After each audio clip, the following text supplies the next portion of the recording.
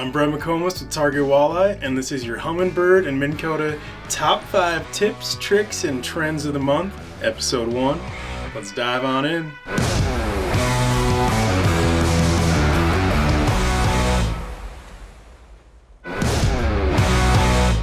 Rivers are finally starting to pop open across the walleye world, and usually that's thanks to Mother Nature, but sometimes the county steps in, like up at the Rainy River on the Minnesota and Canada border. I actually just saw an update that as of Thursday from Sportsman's Lodge that the Birchdale access is now wide open and all systems go.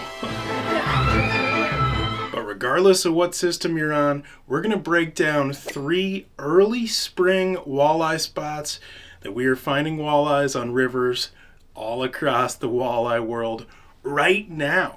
First is what I like to call community holes. And a lot of folks will either anchor up or even spot lock in deeper 15 to 25 foot holes, oftentimes around a bend in a river, and they will wait for those fish to come to them. So fish are pushing upstream. They got that urge to head into the current to go drop those kids off at daycare for the spawn. And what happens is you're anchored up in these holes. I like to a lot of times sit at the head of the hole, up in the top end of the current, and these fish pushing upstream will slide into this deeper water. You'll catch a few, and then maybe they're gone, they're moving on. You have a little lull in the action. Sure enough, another wave comes through. Pop, pop, pop. Sometimes you can even hear the fish coming from all that hooting and hollering downstream from other boats. Or if folks are being a little low-key about it, then instead they're waving their walleye flag, aka their net, in the air, and you'll know to get ready. I grew up a bass fisherman. I know, settle down. So I don't like sitting still very long, and I hate fishing around crowds.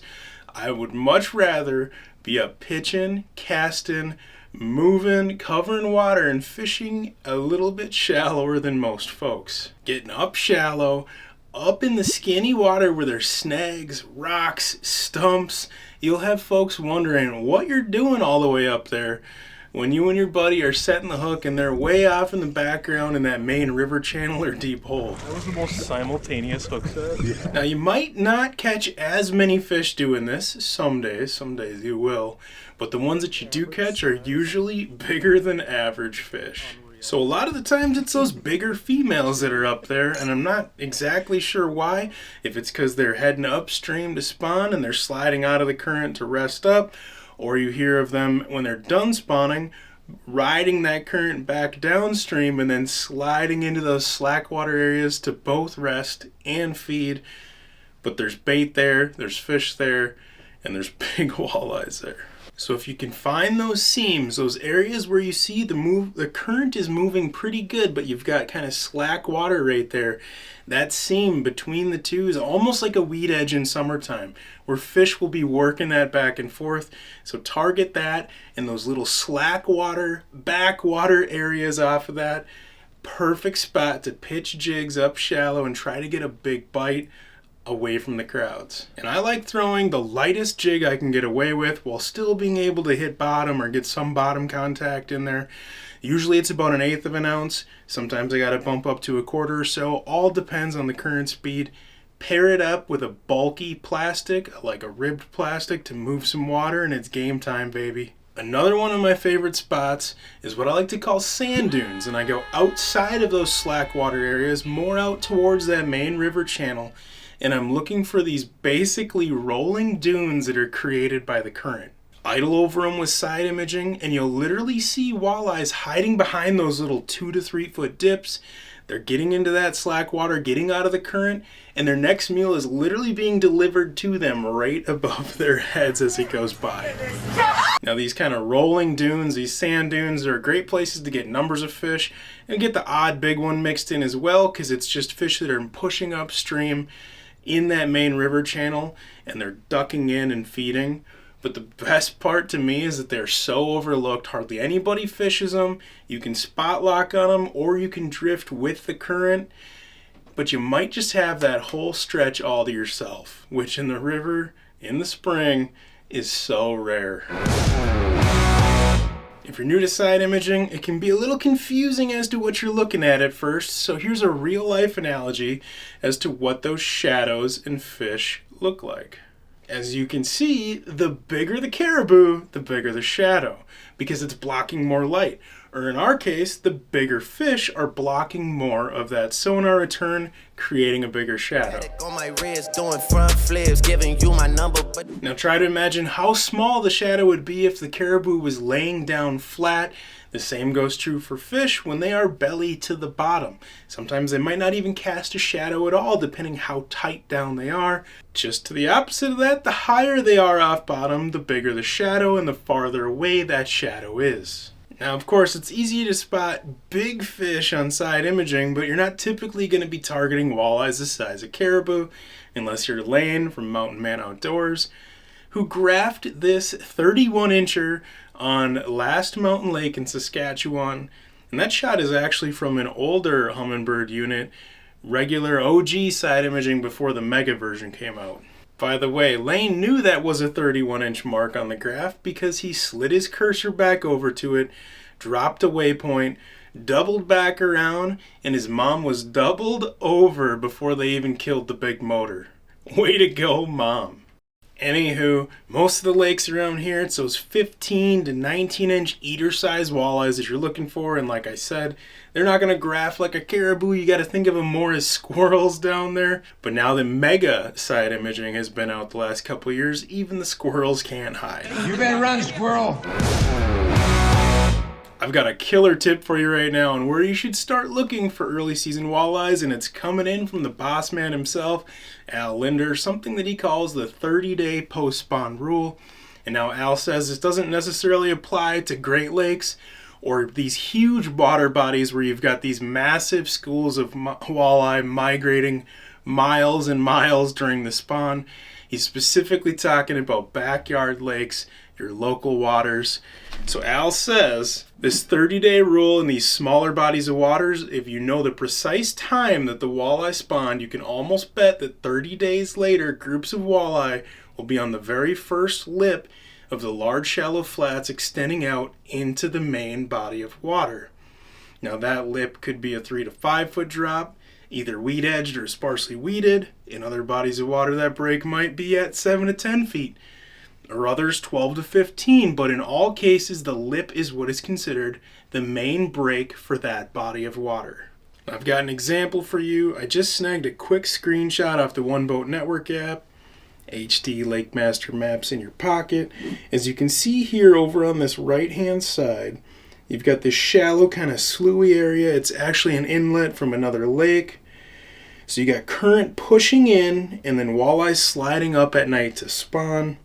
I've actually fished this spot about 30 days after they spawned, right around that first week of fishing opener, and we did really well.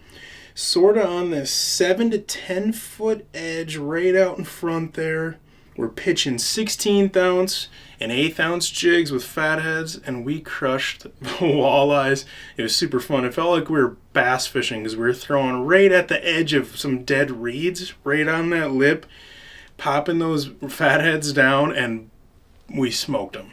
I could not wait to go back again. But the crazy thing is, at the time, I didn't know that was Al Linder's 30-day post-spawn rule, and I accidentally stumbled into it, so it's something I'm going to consider on lakes going forward, and you might want to too. You folks that are still ice fishing on Lake Winnipeg right now, listen up.